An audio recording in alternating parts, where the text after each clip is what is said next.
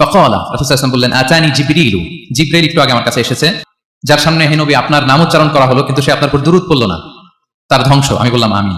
যে ব্যক্তি তার পিতামাতা উভয়কে পেল কিংবা দুজনের একজনকে পেল কিন্তু তাদের সেবা শুশ্রূষা, তাদের প্রতি ইহসান করে, তাদের খেদমত করে সে ক্ষমা পেল না, আল্লাহর পক্ষ থেকে ক্ষমা অর্জন করতে পারলো না, তার জন্য ধ্বংস। আমি বললাম আমিন। সম্মানিত সুধী, রাসূল সাল্লাল্লাহু আলাইহি ওয়াসাল্লামের পক্ষ থেকে বদদোয়া, হুঁশিয়ারি এবং তাদের ধ্বংসের জন্য রাসূল সাল্লাল্লাহু আলাইহি ওয়াসাল্লাম আমিন বলেছেন। ওই ব্যক্তির ধ্বংস যে রমাদান পেল কিন্তু নিজের গুনাহ ক্ষমা করাতে পারলো না। এবার কি একটু ভয় লাগতেছে? এতক্ষণ তো খুব হোপফুল ছিলাম আমরা, এখন কেমন মনে হচ্ছে আপনাদের বলেন? রমাদান পেলাম কিন্তু মুক্তি নিশ্চিত করতে পারলাম না, ক্ষমাপ্রাপ্ত বান্দাদের যে লিস্ট ওখানে নিজের নাম তুলতে পারলাম না, তাদের জন্য ধ্বংস। এবং এই বদদোয়া করে স্বয়ং রাসূলুল্লাহ সাল্লাল্লাহু আলাইহি ওয়াসাল্লাম বলেছেন আমিন। তো এই দোয়া তো সুনিশ্চিতভাবে আল্লাহ তাআলার কাছে কবুল। এই ব্যাপারটা কিন্তু খুবই ভয়ঙ্কর। It's a reminder for me and for all of you.